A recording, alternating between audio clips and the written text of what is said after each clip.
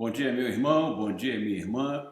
Que bom poder estar de volta com vocês nesta manhã de 12 de julho de 2020 para a nossa escola bíblica dominical da Primeira Igreja Batista em Teresópolis. É uma bênção muito grande estar com vocês e nós estamos estudando a revista Palavra e Vida, que nossos estudos são sempre baseados nessa revista, e nós temos por título deste terceiro trimestre Esperança em tempo de quarentena. Todos nós estamos em quarentena, estamos em confinamento social, estamos com restrições para sair de casa e isso tem nos trazido aí uma mudança de vida, de comportamento e tem nos afetado bastante, não só nós como igreja, mas o Brasil todo, o mundo todo tem sido afetado. Consequentemente, tem surgido aí vários problemas, várias adversidades. E é justamente sobre a adversidade que nós vamos tratar nesta manhã. A nossa lição, que é a segunda lição desta série, ela tem por título Adversidade traz maturidade. Então nós vamos ver um pouquinho hoje o que é a adversidade na vida do cristão, como o cristão deve se comportar em meio à adversidade e como Deus se faz presente em tempos de adversidade ou em tempos de lutas, como nós temos no nosso vocabulário, ou em tempos de tribulações que nós estamos passando. Então vamos ver um pouquinho sobre adversidade. A lição de hoje, ela está baseada na segunda carta aos Coríntios, no capítulo 4, dos versos 16 ao 18. E esses versos dizem assim: por isso não desanimamos, embora exteriormente estejamos a desgastar-nos, interiormente estamos sendo renovados dia após dia, pois os nossos sofrimentos leves e momentâneos, estão produzindo para nós uma glória eterna que pesa mais do que todos eles. Assim fixamos os olhos não naquilo que se vê, mas no que se não vê, pois o que se vê é transitório, mas o que não se vê é eterno. Então o apóstolo Paulo aqui, logo no início da nossa lição, ele vai dizendo o seguinte: olha, nós não podemos dar chance para o desânimo, porque embora estejamos passando por um período de quarentena, por um período de confinamento social, e este período tem trazido aí uma série de consequências à nossa vida social, problemas de saúde, problemas financeiros, com perdas de emprego, com a preocupação se vamos ter ou não com que nos manter amanhã. Então o apóstolo Paulo diz o seguinte: olha, mas nós não fixamos os olhos não naquilo que se vê, assim, aliás, ele diz, assim fixamos os olhos não naquilo que se vê, mas no que se não vê, porque o que se vê é transitório, mas o que não se vê é eterno. O que o apóstolo Paulo aí nos dá é justamente uma esperança para esse período de quarentena que nós estamos vivendo, pois ele diz: pois o que se vê é transitório, isso vai passar. Mas vejamos lá, o autor da carta aos Hebreus, no capítulo 4, versos 15 e 16, ele diz: pois nós não temos um sumo sacerdote que não possa compadecer-se das nossas fraquezas, mas sim alguém que, como nós, passou por todo tipo de tentação, porém sem pecado.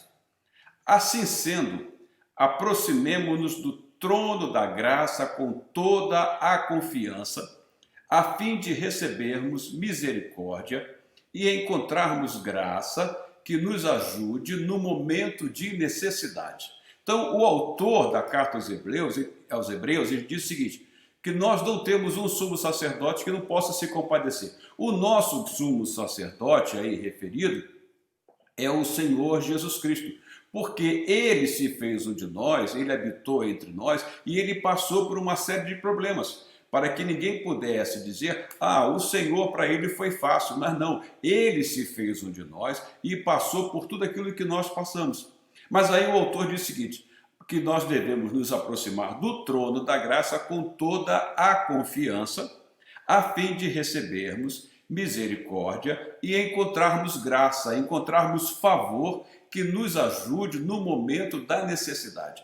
Então, o que nós temos de recomendação aí? É que nós devemos estar na presença de Deus, colocando nossas vidas nas mãos do Senhor, porque Ele tem cuidado de nós, que então nós devemos nos aproximar do trono da graça com toda a confiança, porque, como eu já disse, o Senhor Jesus, que é o nosso grande sumo sacerdote, Ele passou por adversidades.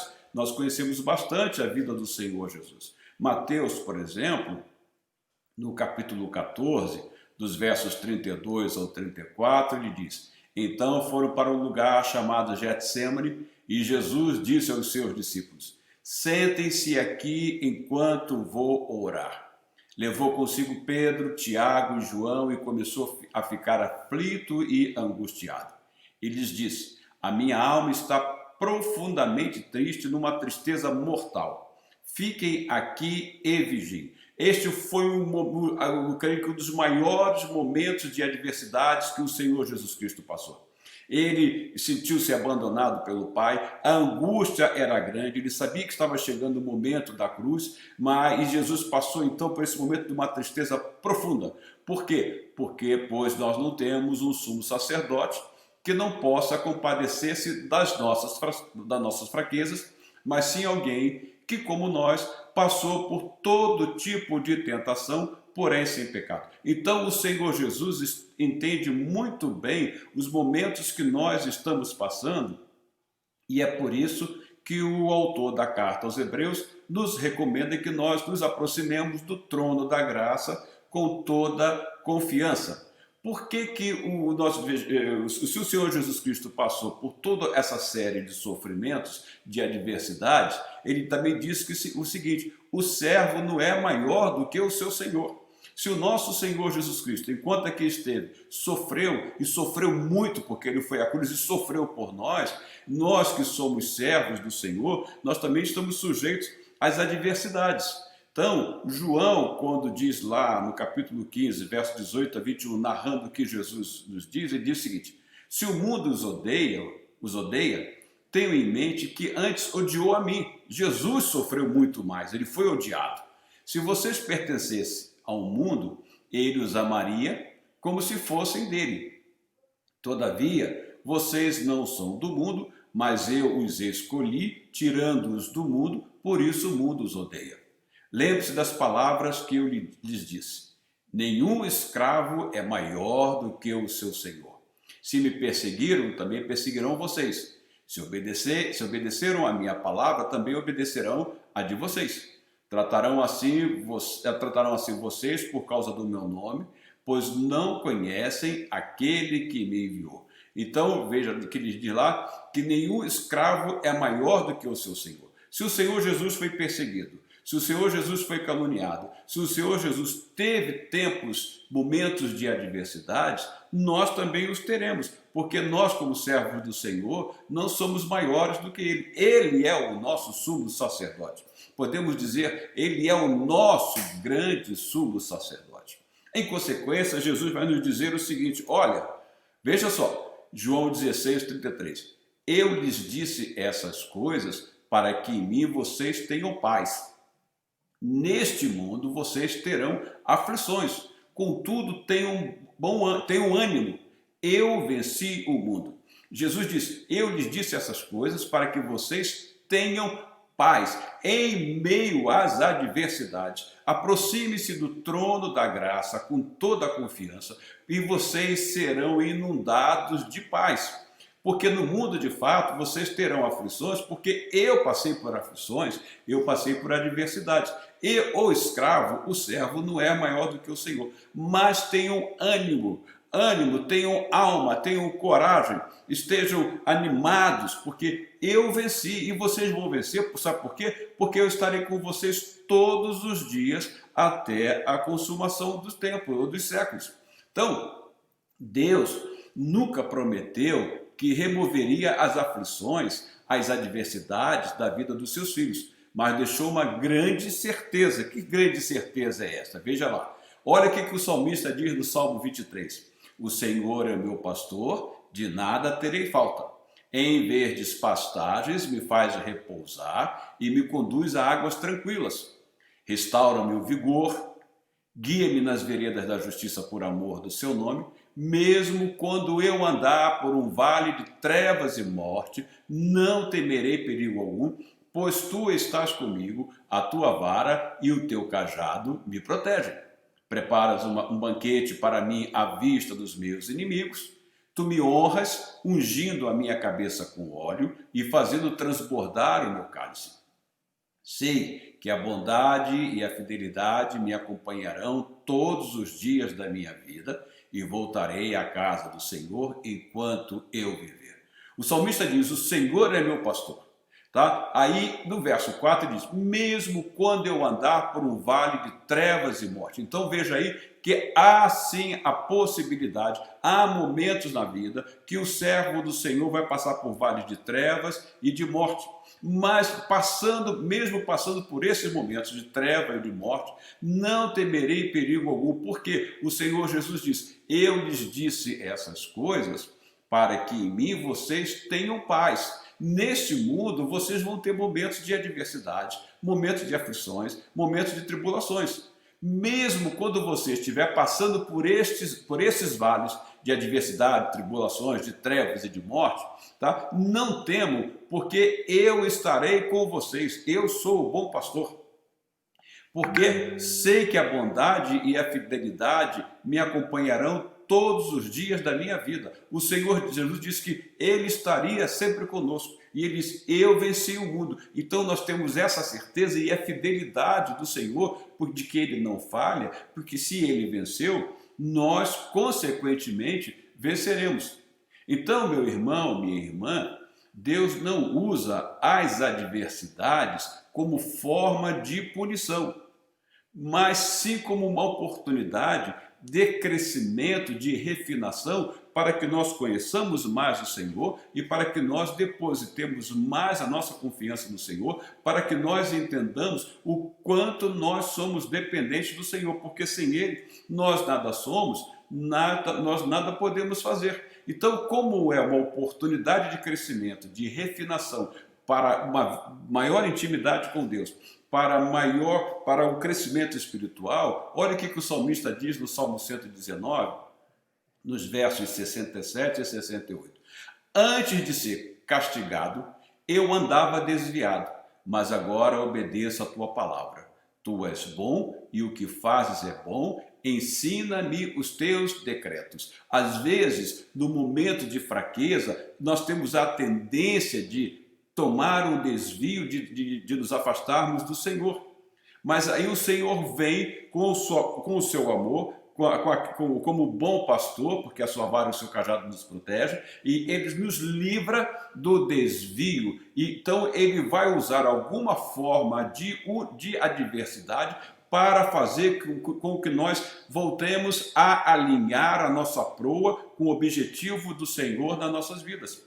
Então, Deus não usa as adversidades como uma forma de punição, mas sim como uma oportunidade de crescimento, de refinação, para que nós cresçamos espiritualmente. Ainda voltando lá aos Hebreus, o seu autor no capítulo 12, versos 10 e 11, diz o seguinte: nossos pais nos disciplinavam por curto período, segundo lhes parecia melhor.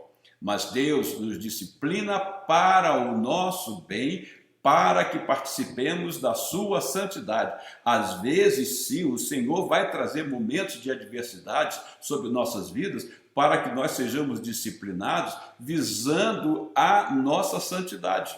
O Senhor não tem prazer no sofrimento de ninguém, não. Tá? O Senhor vai usar alguns momentos visando ao nosso bem futuro, ao nosso bem-estar, à nossa vida de santidade, porque Ele está nos preparando para uma vida melhor. Então, prosseguindo no que o autor aos Hebreus diz, ele diz o seguinte: nenhuma disciplina parece ser motivo de alegria no momento, mas sim de tristeza.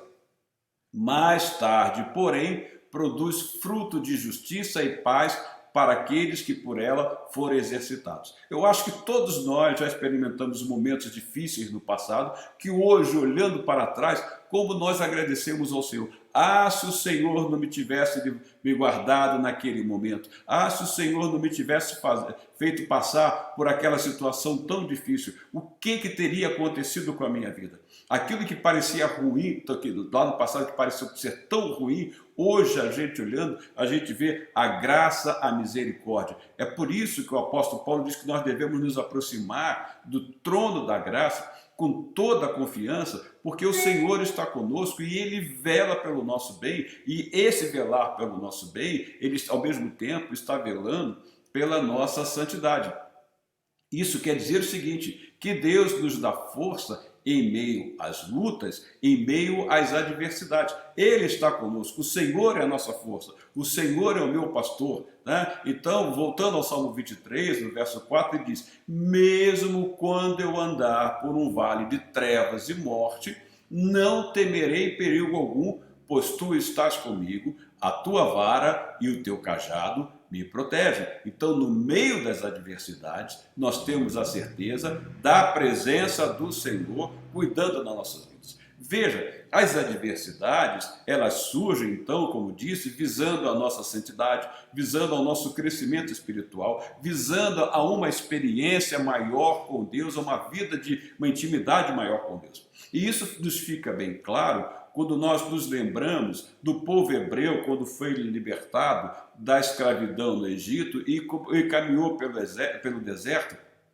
durante 40 anos, rumo à terra prometida. Ao longo desta caminhada, este povo que ainda precisava conhecer muito o Senhor, teve que ter experiências muito sérias com o Senhor. Vieram sobre eles diversas adversidades. O Senhor teve que lidar com este povo, que era um povo, como a Bíblia diz, de dura cerviz, era um povo difícil de lidar com ele. Moisés teve uma série de dificuldades com ele, porque o Senhor estava moldando este povo, porque deste povo nasceria o nosso Senhor e Salvador Jesus Cristo.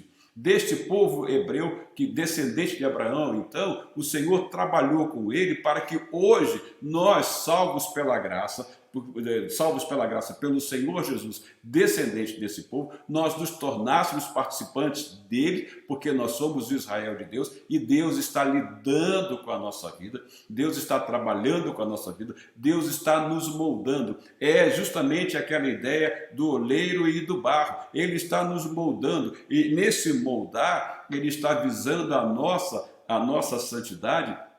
Ele está visando a uma vida de retidão diante dele, e não só diante dele, também diante dos outros, porque as dificuldades que surgem, elas vão nos beneficiar, mas também elas vão por nosso intermédio, beneficiar muitas outras pessoas. Então, quando aquele povo estava no deserto, o Senhor estava trabalhando com ele, e às vezes o Senhor nos conduz ao deserto para trabalhar conosco.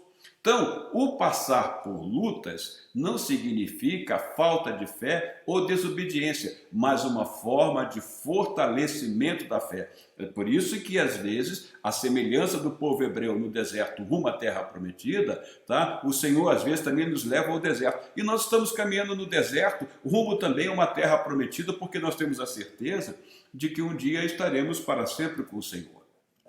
Então, nós não estamos jogados aí à disposição do acaso, jogados à própria sorte. Temos a certeza do amor de Deus. E o pai que ama o seu filho, ele o disciplina visando o seu bem, visando o seu bem, visando o seu futuro. E é o caso do Senhor, que ele nos trata como pai, então, às vezes, faz-se necessária a disciplina.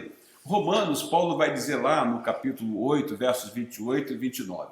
Sabemos que Deus age em todas as coisas para o bem daqueles que o amam, dos que foram chamados de acordo com o seu propósito. Pois aqueles que de antemão conheceu, também os predestinou para serem conformes à imagem de seu Filho, a fim de que ele seja o primogênito entre muitos irmãos. É que o apóstolo Paulo nos fala em Romanos 8, 28 e 29, que nós vamos ver um pouquinho mais sobre este trecho que nós acabamos de ler. Vejamos. Quando Paulo diz sabemos, isso é uma expressão de fé. Ele diz aqui, olha, sabemos que Deus age em todas as coisas. Paulo diz então que esse sabemos é uma expressão de fé, de certeza que nós temos no Senhor. Por quê? O termo grego que aparece neste texto de Paulo, quando se refere a sabemos, é o termo que quer dizer aidó. Aidó significa perceber com os olhos, entender. Então, quando nós estamos passando por algumas dificuldades, nós, pelos olhos espirituais, temos condições perfeitas de entender que é o Senhor que está trabalhando na nossa vida. Você vai ver onde aparece este termo aidó, tá? Lá em Mateus capítulo 2, verso 2, quando, por ocasião do nascimento de Jesus, e perguntaram: onde está o recém-nascido rei dos judeus? Vimos a sua estrela no Oriente e viemos adorá-lo. Vimos, o termo que aparece aí é aidó. É justamente isso. Então, é enxergar. Quando nós estamos passando por dificuldades, o apóstolo Paulo diz: sabemos que todas as coisas, nós vemos claramente que todas as coisas contribuem para o bem daqueles que amam a Deus. Vamos continuar falando desse trecho aí do apóstolo Paulo. Deus, então, está no controle da nossa vida, tá? Deus está no controle. Sabemos com certeza, nós vemos com certeza, isso fica perceptível pelos olhos da fé, que é o Senhor que está trabalhando na nossa vida. Para quem? Deus está trabalhando de uma maneira perceptível para o bem daqueles que amam a Deus. Aqueles que amam a Deus são amados por Ele. Então, se são amados por Ele, o Senhor vai moldar a nossa vida, visando sempre ao nosso bem. E daí que a razão pela qual, alguns momentos da vida, temos momentos de adversidades, de tribulações, de lutas, mas nós nunca estamos sozinhos. Então, no Salmo 119, verso 71, o salmista diz lá: foi bom para mim ter sido castigado, para que aprendesse os teus decretos. Vamos continuar então falando sobre o apóstolo Paulo lá em Romanos ainda, capítulo 8, versos 28 e 29. Os predestinou para serem conformes à imagem do seu Filho. Veja, quando o Senhor está trabalhando, Ele está nos moldando para que nós sejamos semelhantes ao Senhor, conformes à imagem de seu Filho, que é o nosso grande sumo sacerdote. Então, esse tratar do Senhor com a nossa vida, esse agir do Senhor em todas as coisas da nossa vida, é um agir do Espírito Santo de Deus. Porque, veja só, olha, começando lá no verso 27 de Romanos 8, 27 e 29 agora. Nós lemos anteriormente 8, 28, né, e 29. Agora nós vamos ler o capítulo 8, do verso 27 ao 29. E aquele que sonda os corações conhece a intenção do Espírito. Se lembra que antes, no versículo 25 e 26, Paulo diz o seguinte: que o Espírito de Deus intercede por nós com gemidos inexprimíveis. Então Paulo está tratando aí da ação do Espírito Santo nas nossas vidas. Aí ele prossegue: e aquele que sonda a intenção, e aquele que sonda os corações conhece a intenção do Espírito, porque o Espírito intercede por nós com gemidos inexprimíveis. Porque o Espírito intercede pelos santos de acordo com a vontade de Deus. Então, a vontade de Deus é esta: que nós atinjamos o padrão que Deus deseja que nós atinjamos. Então, aí ele vai dizer: sabemos que Deus age em todas as coisas para o bem daqueles que o amam. Bom, é o Espírito de Deus que está trabalhando em nossas vidas para que a vontade de Deus seja feita em nossas vidas. Porque nós amamos o Senhor, nós como templos do Espírito Santo, o Espírito Santo trabalha em nós, ele sonda os nossos corações, e isto faz com que a vontade de Deus seja feita nas nossas vidas. Então você vai ver aí que nesse conjunto de adversidade, de lutas, de tribulações que acontecem às vezes em nossa vida, é justamente a ação do Espírito de Deus para que a vontade de Deus se realize em nossas vidas. Aí Paulo diz: sabemos que Deus age em todas as coisas para o bem daqueles que o amam, dos que foram chamados de acordo com o seu propósito.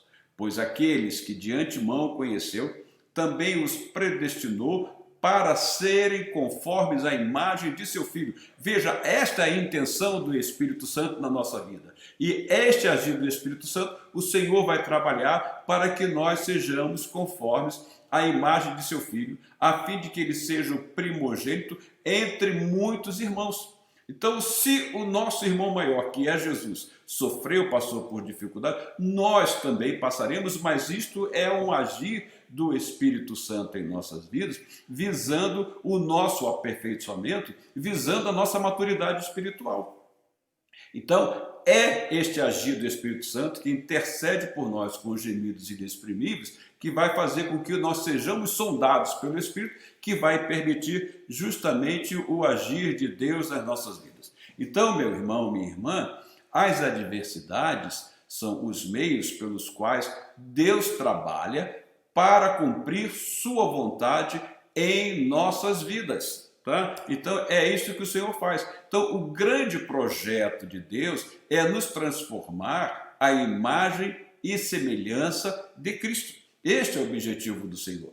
Deus nos permite então passar por adversidades na vida, visando ao nosso bem, visando a nossa maturidade, porque isso faz com que nesse caminhar com Deus, a nossa comunhão com Deus seja mais próxima, bem mais íntima. E à medida que nós conhecemos o Senhor, nós vamos crescendo na comunhão com o Senhor. Isso quer dizer o seguinte, olha, no passado nós tínhamos um certo conhecimento de Deus. Hoje, à medida que nós vamos ganhando experiência na caminhada com Deus, nós o conhecemos muito mais, porque nós vamos crescendo. A vida no Espírito é um crescendo, porque é uma vida de santidade, é um processo pelo qual nós estamos passando, de maneira que nós atinjamos a maturidade, de maneiras que nós atinjamos a semelhança e a imagem de Cristo. Este é o agir de Deus nas nossas vidas. Então, as adversidades, portanto, fortalecem a nossa fé, tornando-nos cristãos amadurecidos, cristãos experientes, cristãos que conhecem mais o seu Senhor porque têm crescido na fé. Aí Tiago vai dizer o seguinte, na sua primeira carta, na sua epístola, aliás, não na sua primeira carta, só tem uma carta dele, né? Tiago vai dizer o seguinte no capítulo 1, do verso 2 a 4. Meus irmãos, considerem motivo de grande alegria o fato de passarem por diversas provações, pois vocês sabem que a prova da sua fé produz perseverança. E a perseverança deve ter ação completa, a fim de que vocês sejam maduros e íntegros, sem lhes faltar coisa alguma. Então, a adversidade, a provação, visa justamente a nossa maturidade, visa justamente a integridade da nossa vida cristã, da nossa vida com Deus. Ele acrescenta, sem lhes faltar coisa alguma. Então, sim, o cristão passa por adversidades, e essas adversidades visam a provar a nossa fé e produzir perseverança. Veja, o grande exemplo de Abraão, que é o pai da fé, que está lá na galeria dos heróis da fé em Hebreus, né? Ele, quando vai oferecer o seu filho ao Senhor, que o Senhor pede a ele que ofereça o seu filho em sacrifício, Abraão foi intensamente provado. E Abraão, ele quando chega ao pé do Monte Moriá para subir com seu filho Isaque para oferecê-lo em sacrifício, ele diz aos seus dois servos, olha, fiquem aqui embaixo, porque nós vamos lá em cima adorar e depois nós voltaremos. Abraão tinha toda a certeza que, embora Deus tivesse pedido o seu filho em sacrifício, que ele iria lá em cima, oferecer o seu filho a Deus, mas que ele voltaria com o seu filho, porque Deus é fiel e Deus tinha uma promessa na vida dele, e isto Deus estava fazendo com que Abraão conhecesse mais o Senhor e que Abraão entendesse que havia uma grande promessa que se daria por meio da descendência dele, que o Senhor diz para Abraão, Deus para si cordeiro proverá. Estava ali a grande promessa de que viria o Senhor Jesus. Então Abraão, nesse momento de adversidade, que foi uma coisa difícil, o Senhor chegar para ele e pedir o seu filho, que era o único filho dele, com Sara, sua mulher, então foi um momento de grande prova para ele, mas no entanto, ele subiu com a certeza de que o Senhor estaria com ele e de que ele voltaria com o menino.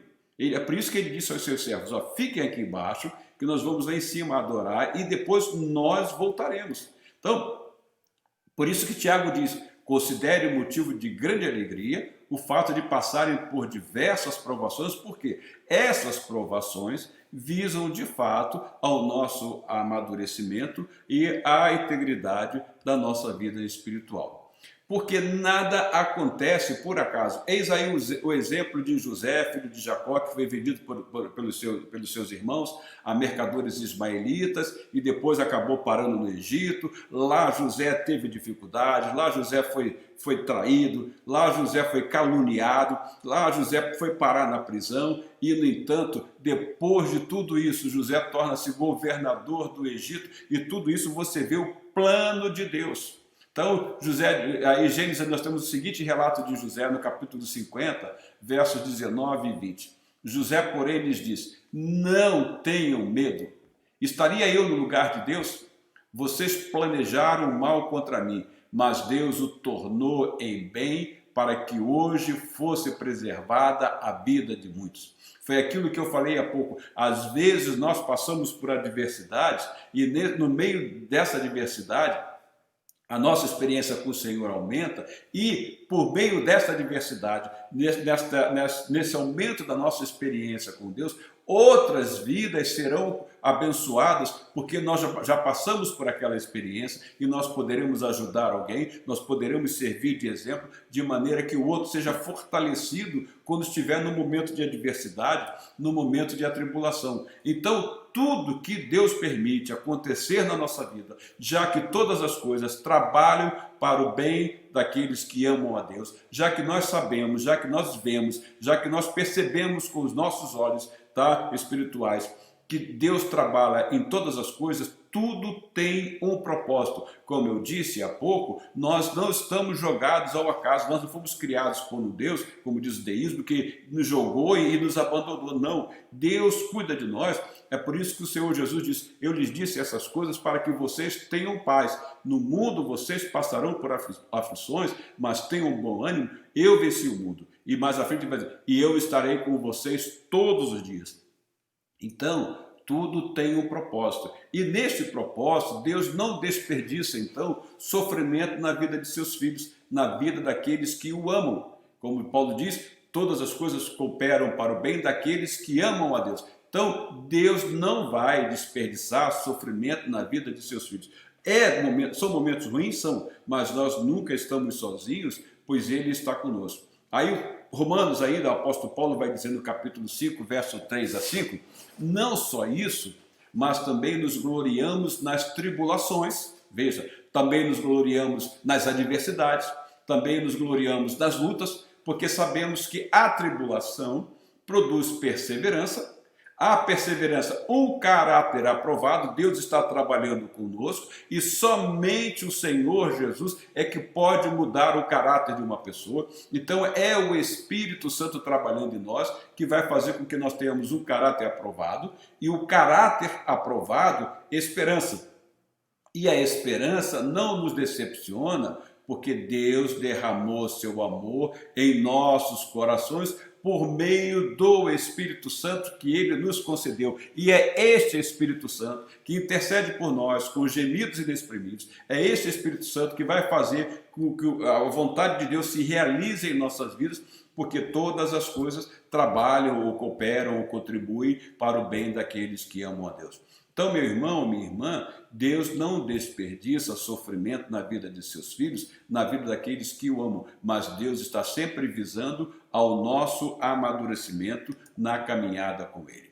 Agora, uma outra coisa é o seguinte: Paulo diz que são tribulações, que são lutas momentâneas. Por quê? São passageiras, porque nós temos a certeza que um dia tudo isso aqui vai acabar e que nós estaremos para sempre com o Senhor. Então, as adversidades, elas são passageiras, e Paulo vai dizer isso lá na 2 Coríntios, no capítulo 4, versos 17 e 18, pois os nossos sofrimentos leves e momentâneos. Ele diz que são leves, hein? Olha o quanto o apóstolo Paulo sofreu. O apóstolo Paulo foi preso, o apóstolo Paulo foi chicoteado, o apóstolo Paulo foi perseguido, o apóstolo Paulo ele sofreu naufrágio, o apóstolo Paulo passou por dificuldades, foi escorraçado, foi expulso de cidades, e ele diz, e em meio de tudo isso, ele diz: pois os nossos sofrimentos leves e momentâneos. Quando ele se refere aí aos sofrimentos leves, por certo ele está fazendo uma comparação com tudo aquilo que o Senhor Jesus passou. Comparando, levando com relação a tudo aquilo que o Senhor Jesus passou, os nossos sofrimentos jamais poderão ser comparados ao do Senhor Jesus. Por isso ele diz, os nossos sofrimentos leves e momentâneos estão produzindo para nós uma glória eterna, que pesa mais do que todos eles. Assim, fixamos os olhos não naquilo que se vê, mas no que se não vê, pois o que se vê é transitório, é momentâneo, né? É momentâneo, mas o que não se vê é eterno. Então o apóstolo Paulo fala com toda certeza de que isso tudo vai acabar, isso tudo vai passar. Aí, voltando lá para o capítulo 8 de Romanos, no verso 18, ele diz, considero que os nossos sofrimentos atuais não podem ser comparados com a glória que em nós será revelada. Considero que os nossos sofrimentos atuais, considero que esse momento de quarentena, que esse momento de confinamento social, nada disso, apesar do desemprego estar batendo a porta, apesar do medo se o comércio vai dar certo, se as nossas transações comerciais financeiras vão dar certo, Paulo diz, olha, nada disso pode ser comparado com a glória que em nós será revelada. Então, por que nós somos provados, então? Porque nós passamos por adversidade. Já falamos bastante, mas vejamos lá. Olha, as adversidades ela têm o seu valor didático, então ela faz com que nós cresçamos no conhecimento e na intimidade, né, no caminhar com o Senhor. As adversidades, elas vão fazer o quê? Vão fazer com que nós sejamos mais constantes na nossa fé, vão nos dar mais firmeza no Senhor e vão nos dar mais persistência na nossa vida, na nossa caminhada, no nosso dia a dia. E outra coisa, elas vão nos mostrar como nós nos portamos sob pressão, porque quando nós estamos sob pressão, é neste momento em que nós devemos colocar tudo diante do Senhor. Então, isto vai fazer, as adversidades vão fazer com que nós verifiquemos como é o nosso comportamento em meio às lutas. Estamos confiando mesmo no Senhor? Estamos chegando diante do trono da graça com toda a confiança, com toda a certeza? Aí Tiago diz lá no capítulo 1, verso 4 e 5, e a perseverança deve ter ação completa, a fim de que vocês, qual é o objetivo? A fim de que vocês sejam maduros e íntegros, sem lhes faltar coisa alguma. Se algum de vocês tem falta de sabedoria, peça a Deus, que a todos dá livremente, de boa vontade, e lhe será concedida. Esse falta de sabedoria, eu já ouvi muita gente falando, não, é isso mesmo, se alguém tem falta de sabedoria, peça a Deus. Mas quando fala fora do contexto. Tiago quer dizer o seguinte, quando você estiver em meio às adversidades, quando você estiver em meio às tribulações, quando você estiver em meio às lutas, e você não estiver entendendo, peça a Deus sabedoria para que você possa entender qual é o plano de Deus na sua vida em meio àquela luta. É isso que Tiago quer dizer. Peça então sabedoria a Deus, que a todos dá livremente de boa vontade, e lhe será concedido, para que nós possamos entender por que motivo nós estamos passando por aquela situação. É isso que Tiago quer dizer. Olha, Tiago diz, nós teremos tribulações, nós passaremos por provações. Mas se você não estiver entendendo, peça a Deus sabedoria. Sabe por que peça a Deus sabedoria? Eu vou voltar aqui ao slide anterior. Porque, às vezes, em meio à luta, é uma luta, é um momento difícil que nós precisamos tomar uma decisão. Nessa tomada de decisão, nós precisamos da orientação do Senhor.